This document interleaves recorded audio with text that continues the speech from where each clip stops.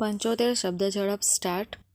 મેજિસ્ટ્રેટને એવું જણાય કે ફરિયાદ કરાયેલ ગુનો ફક્ત સત્ર અદાલત દ્વારા જ સુનાવણી પાત્ર છે, અથવા જ્યાં અદાલત દ્વારા ફરિયાદ કરવામાં આવી નથી, સિવાય કે ફરિયાદી અને હાજર સાક્ષીઓની (કૌંસમાં જો કોઈ હોય તો) કલમ 200 હેઠળ શપથ પર તપાસ કરવામાં આવી હોય.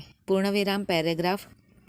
પેટા કલમ 1 હેઠળની તપાસમાં મેજિસ્ટ્રેટ જો તેને યોગ્ય લાગે તો શપથ પર સાક્ષીઓનો પુરાવો લઈ શકે છે, પરંતુ જો મેજિસ્ટ્રેટને એવું લાગે કે ફરિયાદ કરાયેલ ગુનો ફક્ત સત્ર અદાલત દ્વારા જ સુનાવણી પાત્ર છે, તો તે ફરિયાદીને તેના તમામ સાક્ષીઓને રજૂ કરવા અને શપથ પર તેમની તપાસ કરવા માટે બોલાવશે.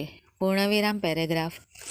જો પેટા કલમ 1 હેઠળ તપાસ પોલીસ અધિકારી ન હોય તેવી વ્યક્તિ દ્વારા કરવામાં આવે તો તે તપાસ માટે તેને વોરંટ વિના ધરપકડ કરવાની સત્તા સિવાય પોલીસ સ્ટેશનના પ્રભારી અધિકારીને આ સંહિતા દ્વારા આપવામાં આવેલી તમામ સત્તાઓ હશે. પેરેગ્રાફ. કલમનો સંપૂર્ણ અભ્યાસ પોતે જ સૂચવે છે કે ફરિયાદ પ્રથમ દ્રષ્ટિએ સેશન્સ કોર્ટ દ્વારા વિશેષ રીતે સુનાવણી પાત્ર ગુનાનો ખુલાસો કરે છે, ત્યારે આવા સંજોગોમાં મેજિસ્ટ્રેટને સંહિતાની કલમ 202 હેઠળ પોલીસ તપાસનો નિર્દેશ આપવાની કોઈ સત્તા નથી.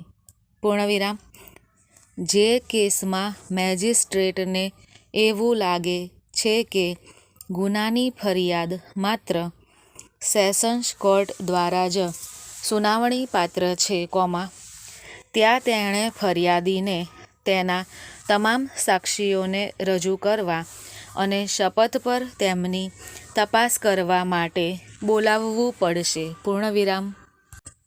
ફરિયાદી અને તેના સાક્ષીઓની તપાસ કર્યા પછી, વિદ્વાન મેજિસ્ટ્રેટ ત્યારબાદ પ્રક્રિયા જારી કરવી કે નહીં તે અંગે યોગ્ય નિર્ણય લઈ શકે છે.